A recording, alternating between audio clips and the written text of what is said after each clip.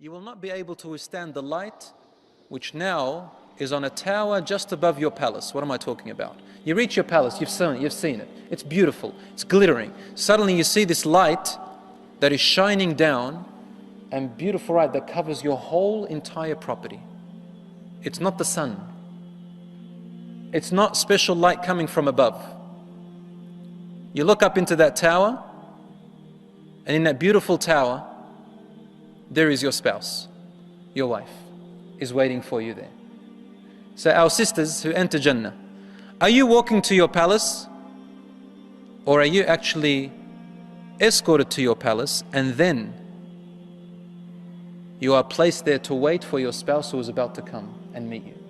So in other words, maybe you are there and you are clothed and given the beautiful jewelry. The makeup of Jannah is placed on you. You are prepared for your groom who is about to approach. And you're waiting to see his face and how you're going to be attractive to him. You know, the nature of men and women.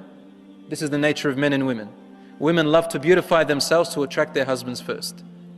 Even though the husbands also attract their wives. But in the first stage, the woman loves to beautify herself as in her nature.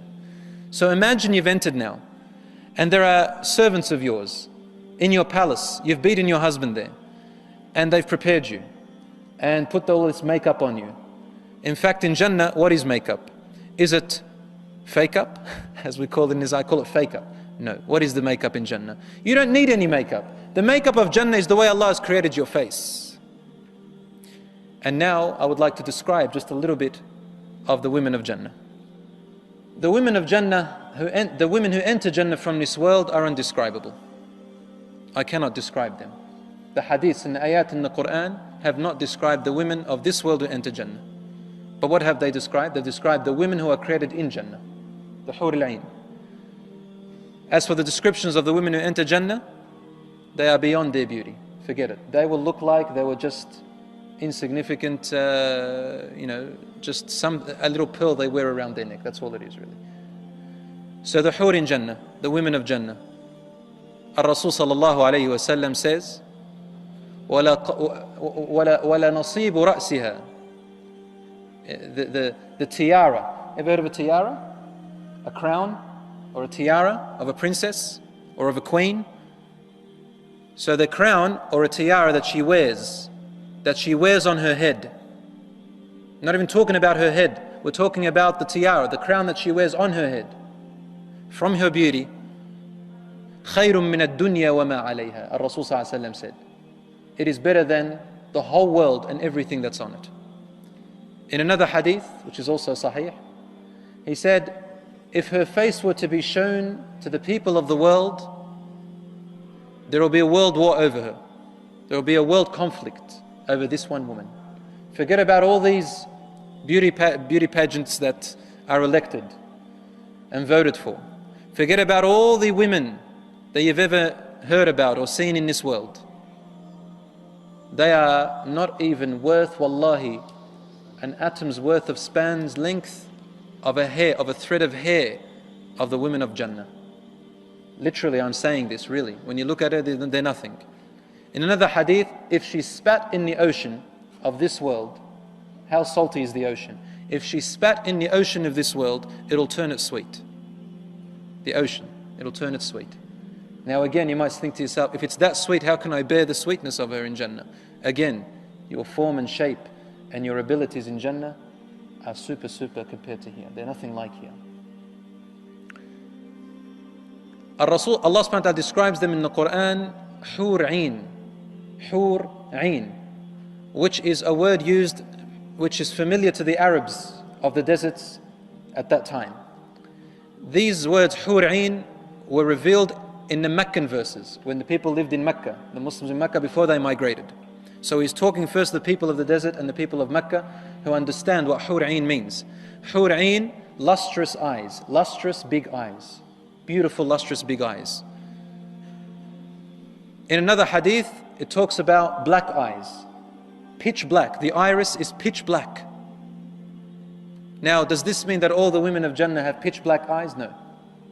But talking to the people of Mecca, in the Meccan verses, it's giving an example of what they would desire.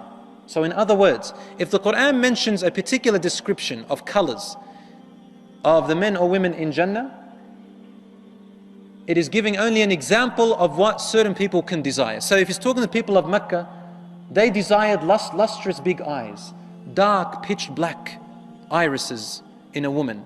So Allah says, for you, you will have that. In other words, if this is what you desire, you're going to get it. If you desire blue eyes, you're going to get it. If you desire green eyes, you're going to get green eyes. If you desire different colored eyes, you'll get them. Allah says in the Quran, وَلَهُمْ مَا تَشْتَهِي أَنفُسُهُمْ وَتَلَذُّ أَعْيُنُهُم. That explains it all. They will have in Jannah everything that their nafs, your temptations, your lusts, your desires inside of you tempt for. Anything the nafs desires for, you can have it. وَتَلَذُّ أَعْيُنُهُم. And whatever their eyes want to taste. Taladh, meaning to taste. Whatever the eye wants to taste. You know, the eye can taste, yeah? Not like the taste of the tongue. The taste of the eyes, Allah subhanahu wa ta'ala says, whatever the eye wants to taste, meaning to look at, they will have it in Jannah. So if your eyes love to taste green eyes, this is what you will have of the best. Loves to taste the look of black pitch eyes, then this is what you will get. So whatever you wish and desire, it is there for you in Jannah. But the most beautiful thing of the women of Jannah is their nur, the light that emanates from them. And they have been clothed with clothing from Jannah, harir, silk of the most finest that you could ever imagine. And their shapes and forms are, you'll read the Quran and the Hadith, you will see it. I can't talk about it here because we have young men here who are not married yet. And we have our sisters here, we don't want to offend them. And we have children here who won't understand what we say, even if we say it. Read about them whatever you want. I narrated the ayah, recited the ayah, وَلَهُمْ مَا تَشْتَهِي أَنفُسُهُمْ وَتَلَذُّ أَعْيُنُهُمْ. You'll have anything your nafs desires and whatever your eye wants to taste. That explains it all. So in other words, whatever your feelings want, whatever your eyes want, whatever your anything, it is there.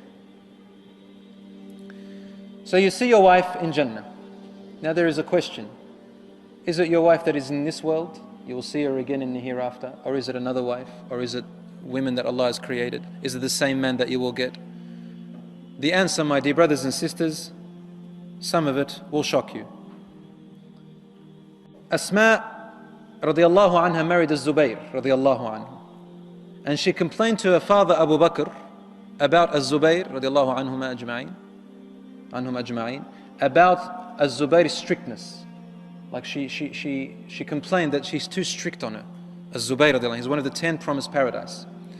And Abu Bakr radiallahu anhu said to her, "O my daughter, please be patient, because a woman, if she has a righteous husband, and then he dies, and she does not marry after him, Allah will bring them together in Jannah."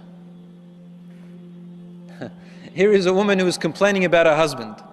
In other words, if it's a woman today, they'll say, "Oh my God, I'm complaining about him here and I'm going to be with him for eternity in the hereafter. I'm never going to get married ever. Or I can't wait till he dies so I can marry someone else." It's not like that.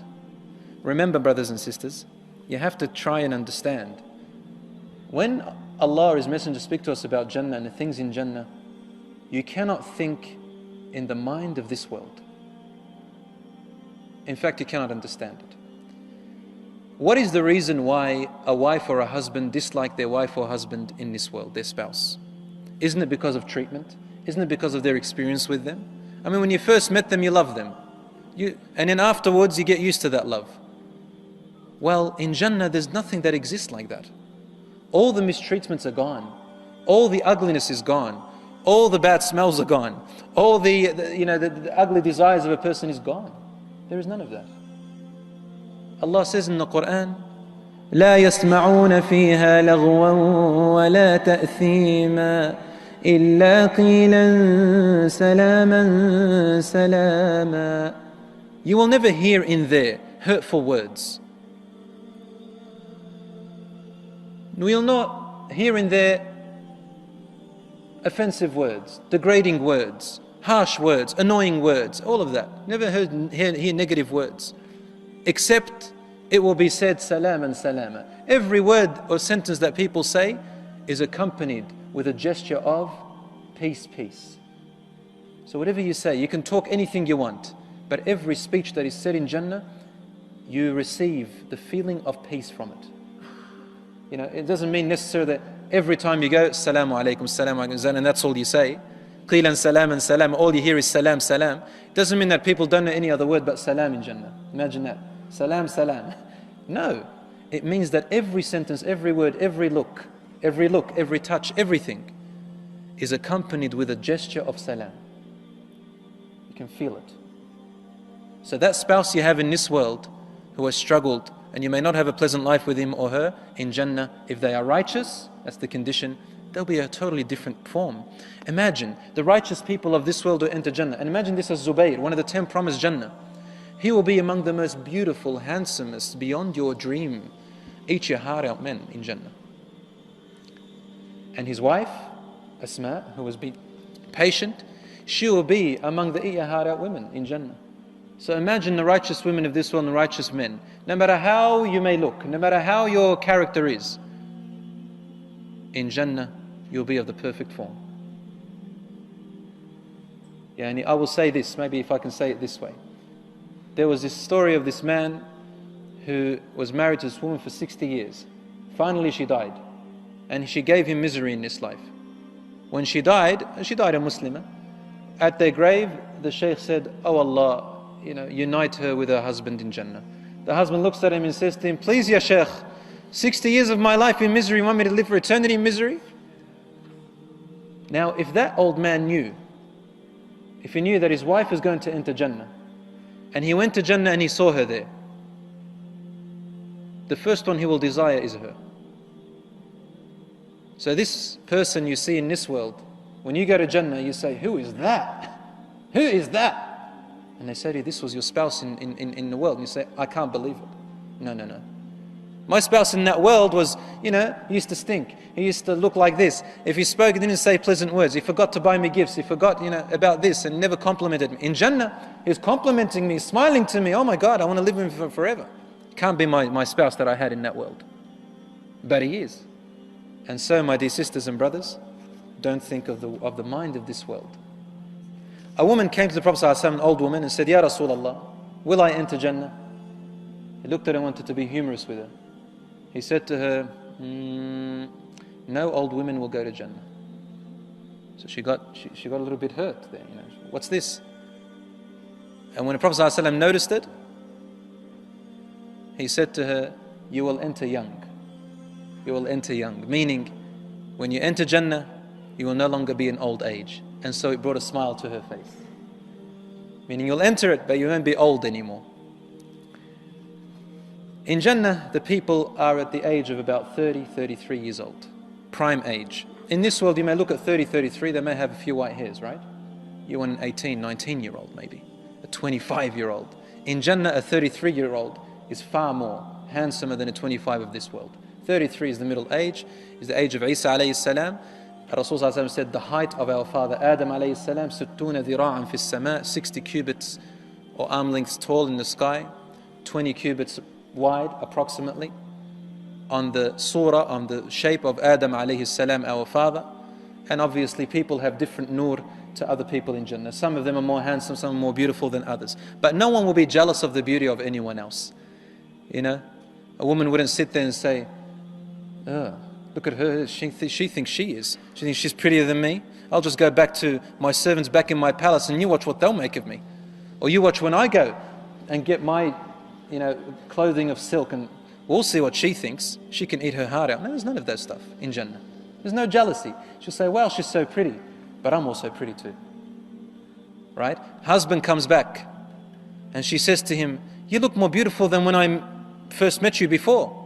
He says, "Yeah, I was in the market." He met other people, and so the nur came onto him a little bit. And he says to her, "You look more prettier than I saw you before too." And she says, "Yeah, well, I guess I am."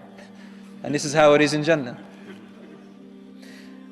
I'll end it with this. The spouses say to each other in Jannah, the husband says to his wife, he initiates the saying, he will say to her when he first meets her, "Everything that I have seen so far in Jannah, there is nothing that I have seen that delighted my heart and delighted my eyes more than you, more than what I have seen in you, my wife. And she says to him the same thing. And guess what? She begins to sing for you. And the things they sing for you is نَحْنُ الْخَالِدَاتِ فَلَا نَمُتْنَا. We are the ones who will live for eternity and we will never die. How's that? So they'll sing for you far more better than my voice, beyond your imagination. Will you sing for them?